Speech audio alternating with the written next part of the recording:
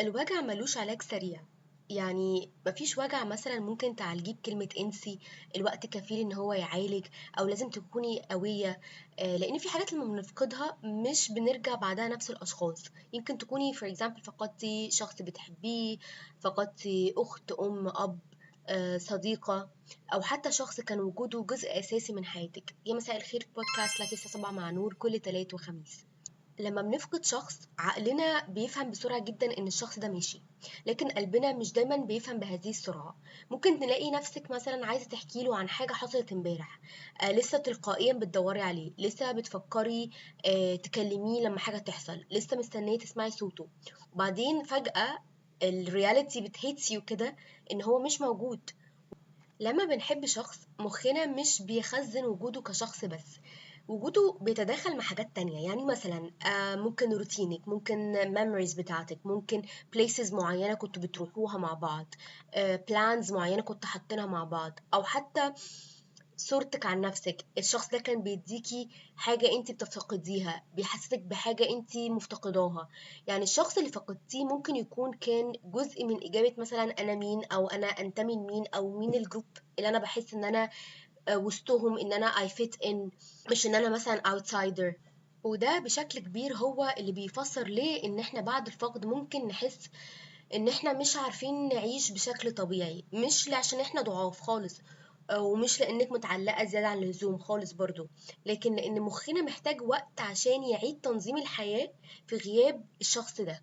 ومشاعر الحزن اللي بتبقى مترتبة على هذا الفقد مش بتمشي في طريق linear، مش بتمشي في خط مستقيم. يعني ممكن تصحي في يوم تحسي إنِّك أحسن، تضحكي، تخرجي، تتكلمي مع الناس، تقولي يمكن بدأت أتقبل الموضوع، يمكن بقيت أحسن. بعديها بيوم أغنية أو ريحة معينة شميتيها، أو صورة شفتيها بالصدفة، أو مكان روحتيه أو عديتي عليه ممكن يرجعوا كل الوجع ده مرة واحدة. فتسألي نفسك هو أنا مش كنت كويسة امبارح؟ أيوة. وكونك موجوعة النهاردة مش معناه إن انت رجعتي لنقطة الصفر أصلا. الحزن مش درجات بتطلعيها واحدة واحدة. الحزن أقرب للموجة، مرة هادية، مرة عالية، مرة مش موجودة، مرة تفتكري الشخص ده وتحسي بالامتنان، مرة تفتكريه وتحسي ان انتي غضبانة ان هو مش موجود، مرة تعيطي، مرة تضحكي، مرة تفتكري حاجة كنتوا بتعملوها مع بعض وده يخليكي تضحكي. كل ده طبيعي جدا، لان التعافي من الفقد مش معناه ان انتي تتبطلي اصلا تحزني. معناه ان الحزن بيبدأ ياخد مكان اصغر في حياتك من غير ما يختفي. المشكلة في السوسايتي اللي احنا فيه ده ان هم حاطين زي تايم لاين او كالندر معين، عدى شهر، عدى سنة، ولسه بتعيطي. بس هو مين قال ان القلب ده عبارة عن كالندر؟ مين قال ان انتي لازم تكوني خلصت الحزن في وقت معين؟ مين قال ان انتي بعد 10 سنين لما تفتكري الشخص ده مش هتعيطي، او تبقي ان انتي نفسك تكتبي له حاجة او نفسك تتكلمي معاه؟ ومفيش درجة اسمها اتخطيت. اتخطيت دي غريبة جدا بالنسبة لي، لأن لو فقدت شخص معين، غير طبعا البنات لما بتحط تايم لاين لشخص معين عشان تفقده، دي حاجة تانية ممكن نتكلم فيها بعدين.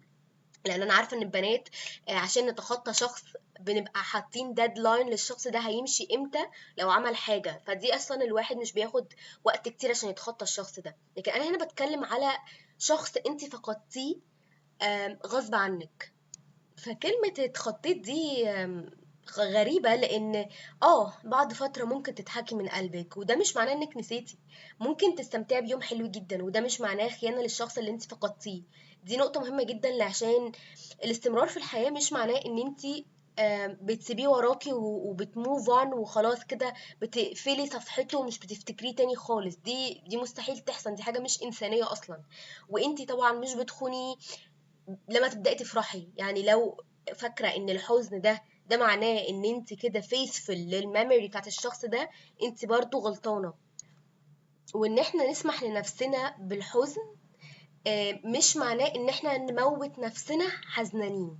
وان احنا نسمح لنفسنا بالحزن ده حلو بدل ما نهرب منه. يعني في تقريبا اتنين عكس بعض. في ناس بيحطوا نفسهم جوه الحزن ده وهم رافضين تماما، رفض تام، ان هم يفرحوا بأي حاجة عشان فاكرين ده خيانة. بتهرب من الحزن ده. يعني في ناس بعد الفقد بتعمل حاجة من غير ما تاخد بالها، بتحاول تبقى مشغولة طول الوقت. خروج، موبايل، ناس، زحمة، مسؤوليات، هم أصلا مش سامحين لنفسهم إن هم يقعدوا مع نفسهم، لأن أول ما الهدوء ده يبدأ الوجع بيظهر. فالمشكلة إن المشاعر اللي بنهرب منها مش هتختفي، هي بتستخبى، وممكن تظهر بعدين في صورة عصبية، قلق، إرهاق، قلة نوم، غضب، والغضب ده هنتكلم عليه الحلقة اللي جاية، أو إحساس إنك مش حاسة بأي حاجة أصلا. عشان ده من الحاجات المهمة نفسيا بعد الفقد، إنك تدي مساحة للحزن. طبعا مش طول اليوم، ومش إنك تغرقي نفسك فيه زي ما قلنا، لكن تسمحي لنفسك تقولي أنا الشخص ده وحشني، أنا زعلانة، أنا غضبانة، أنا متوترة. ومش لازم تصلحي الإحساس، أحيانا المطلوب بس إنك تسمعيه.